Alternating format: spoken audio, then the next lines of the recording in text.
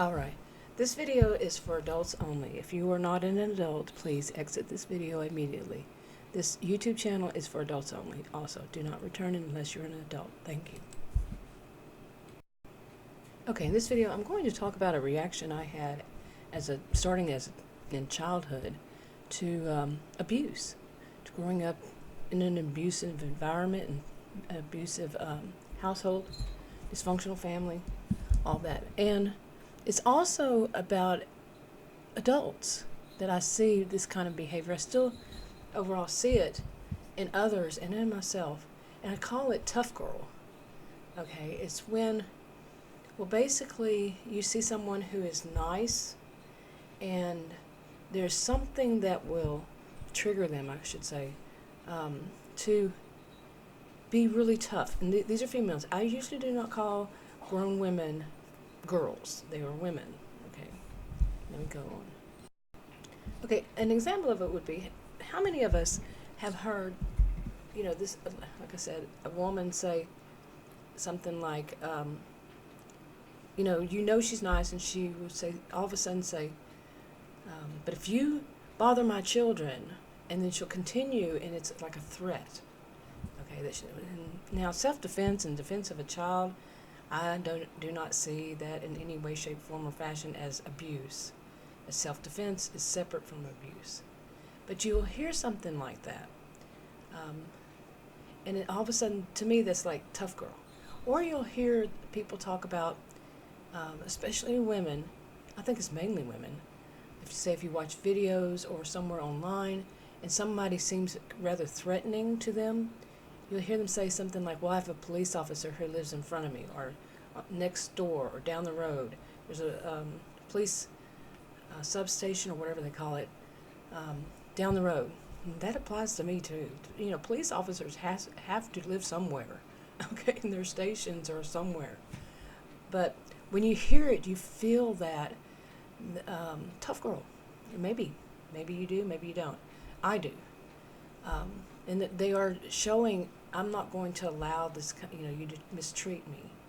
And in me, it's a reaction from childhood abuse.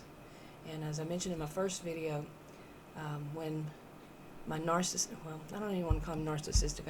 I don't want to diagnose him as anything but maybe psychopathic, hit me for the last time. That was it.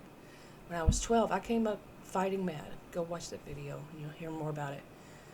But from that moment on, there was a part of me, and do not diagnose me with what used to be multiple personality disorder, now it's DID. No. Okay, it was just a side of me that realized I have to be tougher. I have to stand my ground. I can't allow this, making those boundaries and protect myself. Okay, and that's what I see in other women when they say things along that line. Okay, of course I can't say that's 100% across the board. Read the disclaimer in the description box below this video on YouTube.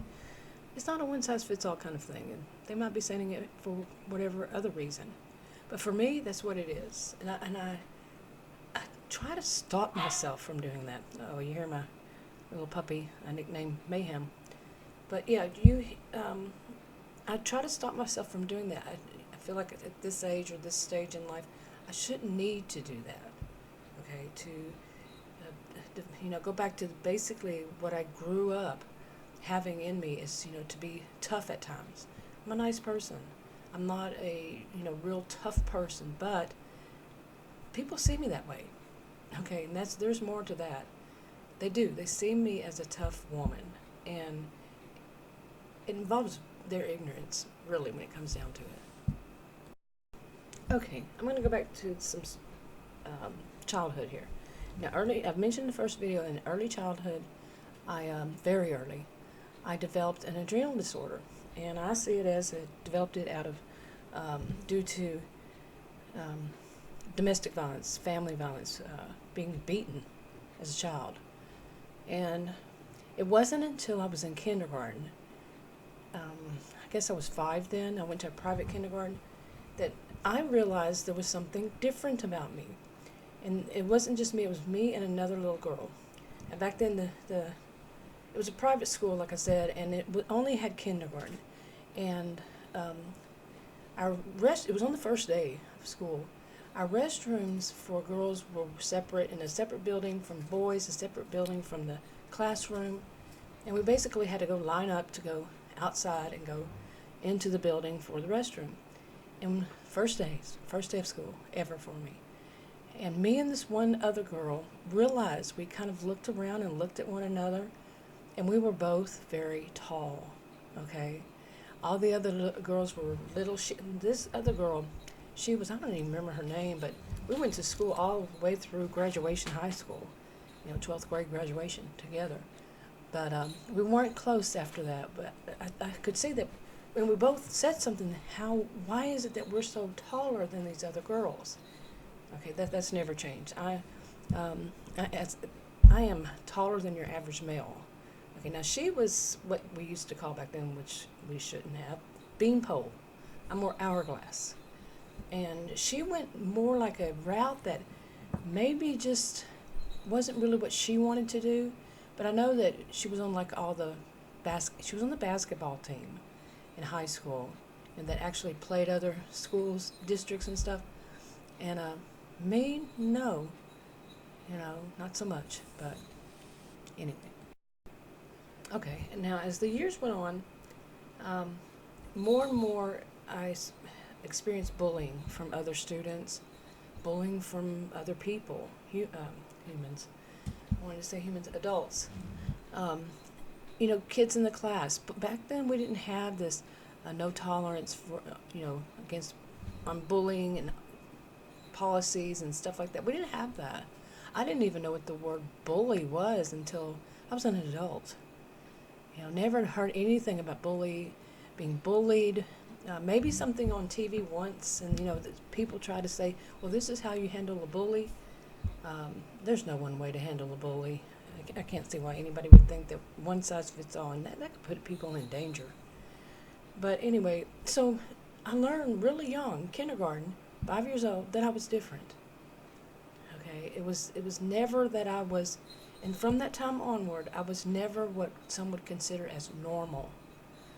I mean, everything from when I was in high school. I was in a large town, small city, grew up in one, and people basically knew everyone, and not many people traveled out of there to a bigger city, and they basically had clothing stores. Teenagers, the thing was blue jeans, something like that. Never did a pair of blue jeans fit me right, because I'm tall, tall female. Back then, they just didn't have that. They were always like the same length for everyone, all girls. Yeah. Okay, I'm not sure where I left off. I had to deal with the dog and the puppy. Dog with dementia and a puppy. And anyway, so I wrote some notes, and I was talking about, I wrote the notes about what it's like not to be able to be like other females. Besides clothing, just nothing seemed right. Plus, I didn't find out that I had the adrenal disorder until I was 37. And I was overweight. I went through a period when I was obese. And diets just wouldn't work. Nothing would work. I did not know at that time, until I was 37, that I had an adrenal disorder, and I would never be an average size. Never. That's what the endocrinologist told me. I was told by my family doctor. By the radiologist is one who said it's inoperable. Okay, and it wasn't the weight either. It was really just how people saw me. That, like, you must be strong. I have a strong body, tall, girl and woman. It's a tall female.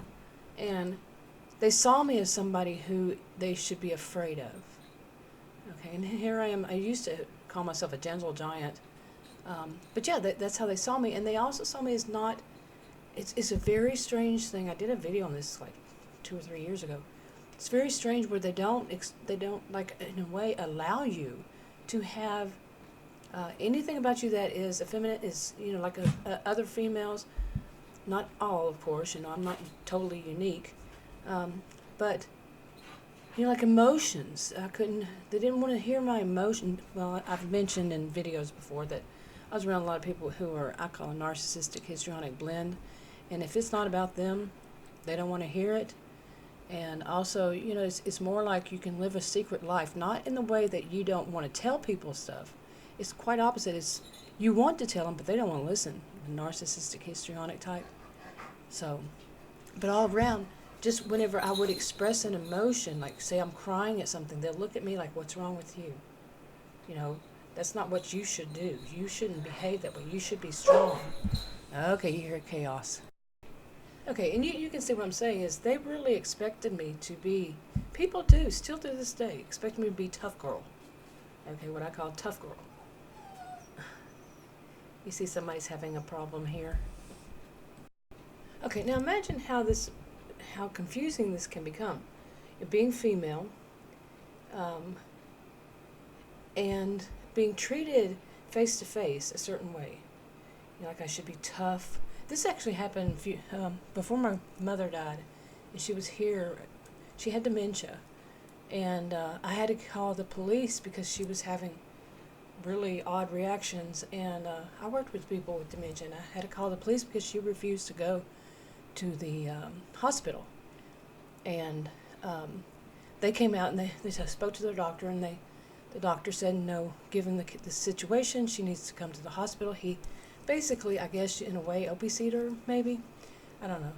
And I started crying, and I had 3 police officers and 3 MTs in here, EMTs, and I started crying, and they just looked at me like, you just don't do that.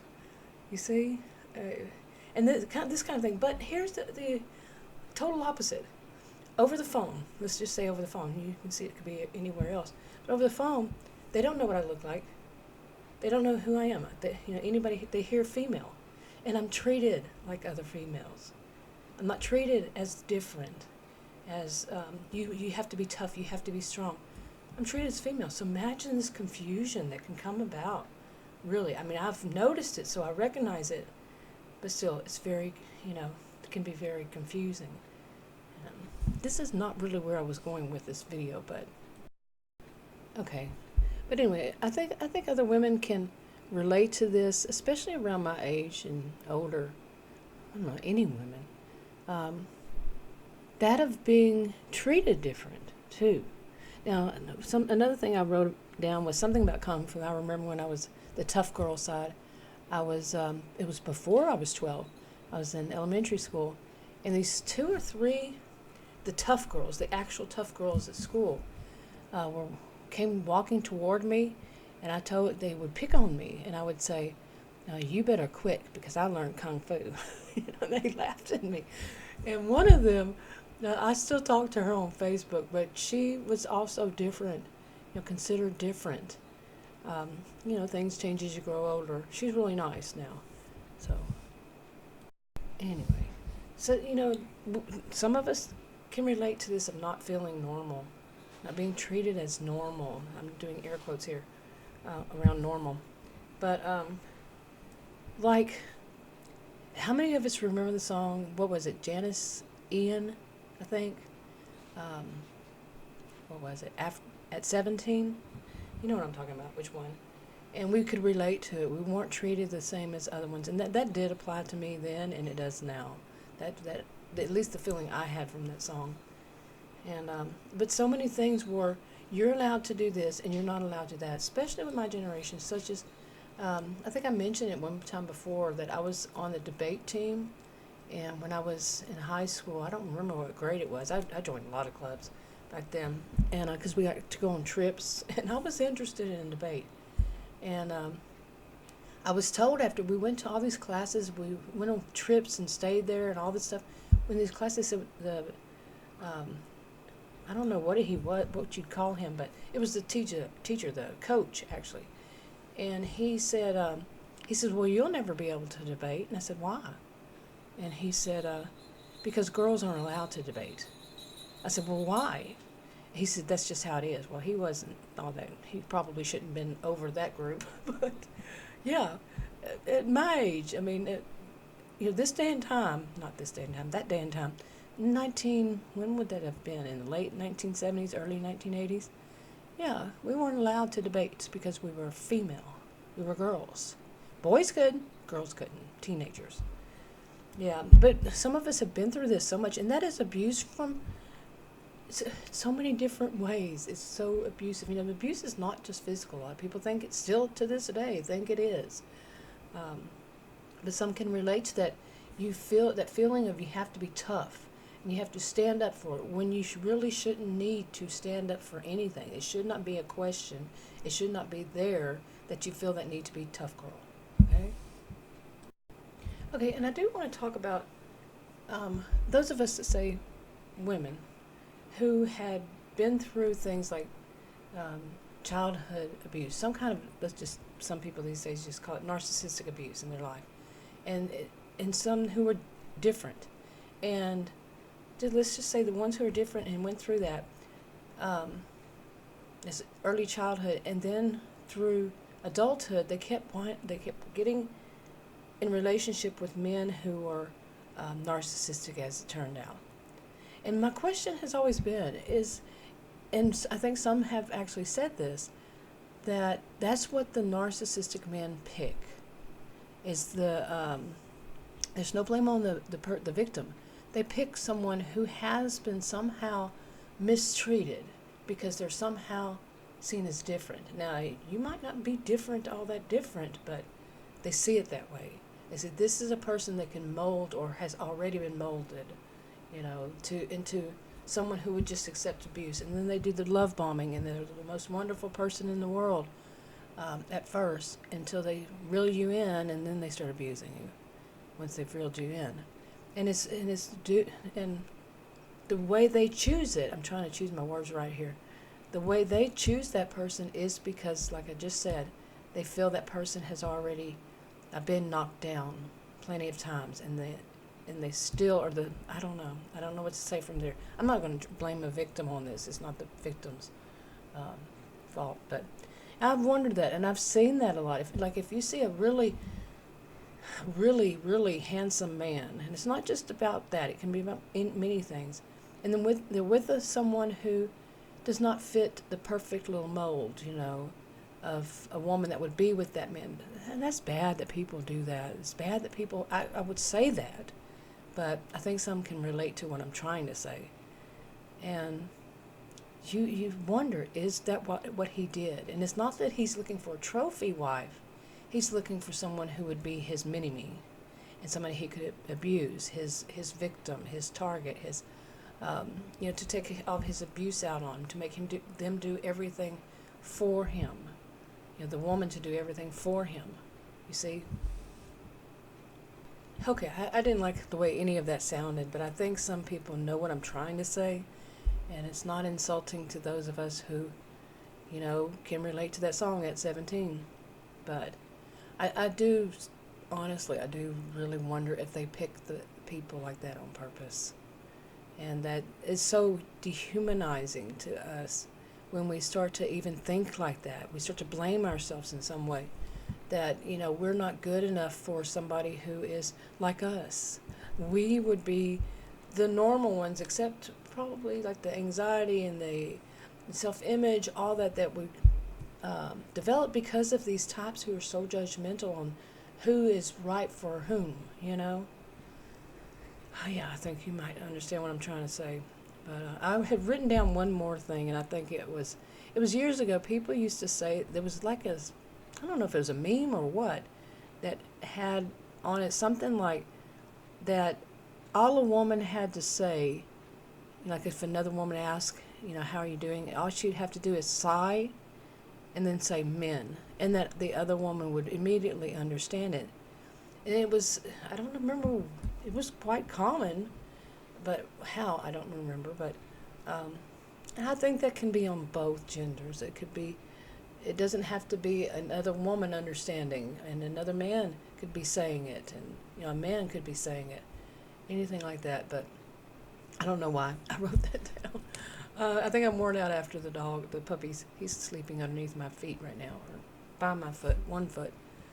Anyway, but I didn't like the way that sounded because I don't like that whole concept. I remember also when I had lost a bunch of weight because I got on metformin for type 2 diabetes, and when I did, I was suddenly treated very different, okay?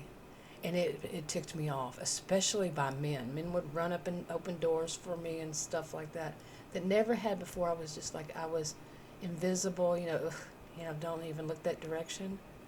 Like, and it was a diabetes thing. It was really a part of the adrenal disorder.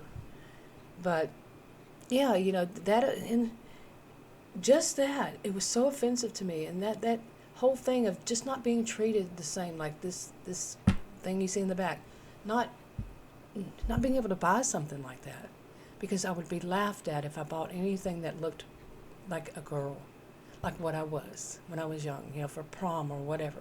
No, couldn't do that. I had to look a certain way. To this day, like I said, still they do. But that was also something. Okay. Anyway, this is kind of jumbled all up to, you've heard some of the stuff going on, and I've had a break here and there.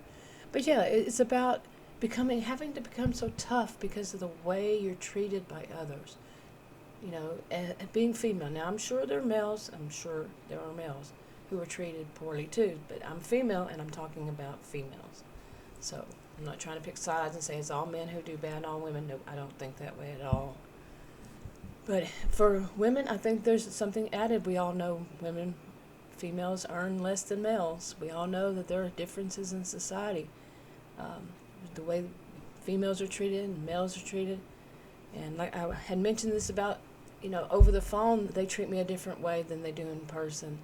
They see me as a strong-bodied, tall woman. She must be strong, so they try to treat me a different way than they do over the phone. Like, oh, she's just a woman. Oh, man, I could go on and on about this. But anyway, my videos might not be in order. I might not publish them, make them public in order. Like, this is the 4th one. And I could possibly not put it up until after the 10th or however many I'm going to have. I don't know. I might get tired. And I see that I'm already moving a bit away from some of the harsher things and talking more about this kind of thing. So we'll see what happens. Anyway, I'm going to go ahead and wrap this video up, and I'll talk to y'all in another video. Remember, I'm not reading comments until I'm finished with all the videos.